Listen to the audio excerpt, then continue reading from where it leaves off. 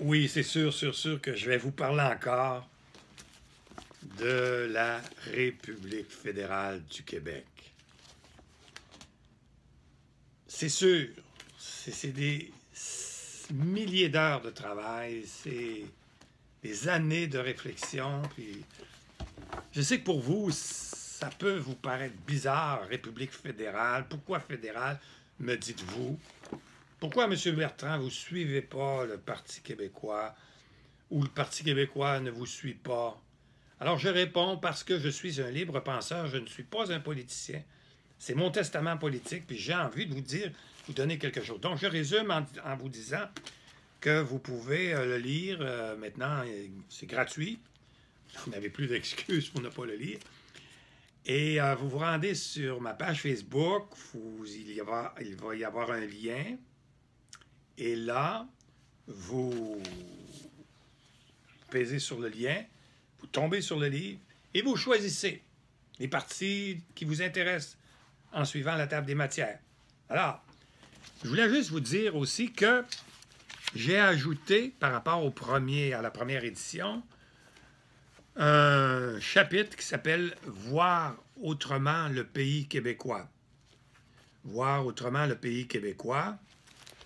Ça, c'est nouveau, mais c'est un chapitre qui va vous intéresser parce que je parle du nationalisme civique.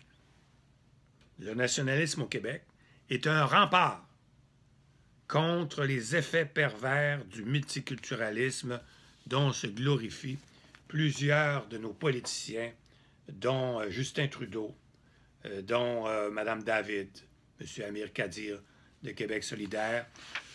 Et je vous expliquerai plus tard pourquoi c'est les effets pervers, justement, du multiculturalisme canadien. Je vais juste aller au chapitre, à la table des matières, pour vous donner un petit peu le résumé de ce que contient ce chapitre dont je viens de vous parler. Je parle de cesser de glorifier le multiculturalisme canadien. Je parle de l'intégration des immigrants ailleurs dans le monde, comment elle se fait, cette intégration. Parce que normalement, quand on invite des immigrants, c'est pour qu'ils s'intègrent au pays d'accueil. Donc, on va aller voir dans le monde comment ça a fonctionné, si ça a été une réussite ou pas. Je parle aussi de la montée de l'intégrisme religieux qui est incompatible avec les valeurs communes des Québécois. Oh, on a peur de parler des valeurs. Oh! Valeurs communes. C'est comme l'identité, c'est comme le nationalisme. Ça serait comme quelque chose de xénophobe, un peu d'arriéré. Ça fait un peu, comment je dirais, peut-être pas raciste, mais ça ne fonctionnerait pas avec le monde moderne. Alors, non, vous allez voir, vous ferez votre propre opinion, que nous avons des valeurs communes, dont l'égalité homme-femme, dont la séparation des religions avec l'État. Donc, on ne mêle pas la religion avec l'État. Et je vais parler aussi des accommodements raisonnables qui sont le reflet du multiculturalisme canadien qui est incompatible avec le modèle laïque québécois. Alors, ça aussi, les accommodements raisonnables qui sont faits toujours pour accommoder les gens qui viennent ici et qui souvent, très souvent, refusent de s'intégrer à la société d'accueil. Fort heureusement, la majorité le font et c'est extraordinaire. Parce que les immigrants, c'est important, c'est qu'ils apportent avec eux leur richesse culturelle qui ennoblit notre propre culture. Mais il ne faut pas que les immigrants viennent ici et nous imposent par les accommodements raisonnables leur façon de vivre chez eux. En d'autres mots, de nous dire « laissez-nous venir ici et vivons comme si nous étions chez nous ». C'est ça la Constitution canadienne. Et c'est pour ça que la République fédérale du Québec propose quelque chose de tout à fait différent.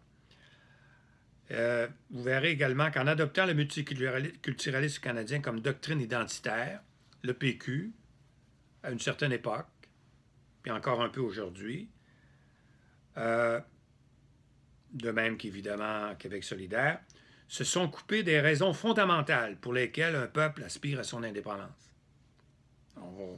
On va voir ça dans le livre.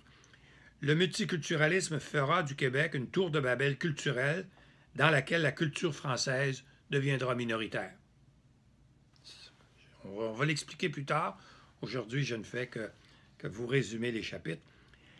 La Charte canadienne des droits et libertés garantit malheureusement les effets pervers du multiculturalisme canadien sur le peuple québécois en créant, en faveur des minorités culturelles, des droits collectifs à partir de la reconnaissance des droits individuels. Ça aussi, je vous l'expliquerai plus tard sur le plan constitutionnel, comment on procède pour avoir des accommodements raisonnables pour une ou deux personnes, puis à la fin, ça devient des droits collectifs pour des groupes que vous pouvez facilement identifier. Notre vivre ensemble et notre modèle d'intégration doivent être basés sur la laïcité. Puis là, il y a un chapitre sur en finir avec le multiculturalisme. Agir dès maintenant pour assurer le maintien et la valorisation de la langue française au Québec. Alors voilà. Puis il y a aussi un chapitre intéressant sur l'identité québécoise. On a vu le voir autrement. Il y a un chapitre aussi sur l'identité québécoise. Donc, on ne se gêne pas pour parler des vraies choses. C'est ça que vous trouverez intéressant dans ce livre, La République fédérale du Québec. Mon cadeau, et en retour, vous me faites un cadeau, vous lisez le livre, vous me faites vos commentaires, et vous gardez l'espoir, parce que ce livre vous permet de voir la lueur, petite lueur du pays québécois au bout du tunnel canadien. On est dans un tunnel, puis hop, on voit une petite lumière, lumière d'espoir. C'est la lumière du pays québécois, c'est ça. La lumière du pays québécois dans le tunnel canadien. Ça veut dire qu'on arrive au bout du tunnel canadien. C'est pas, c'est assez formidable. Qu'est-ce que les politiciens en feront? Ça, c'est leur problème. Mais nous, en même temps, je vous invite à vous rendre, à devenir membre du mouvement Liberté Nation, que je vous expliquerai plus tard dans la prochaine capsule. À bientôt.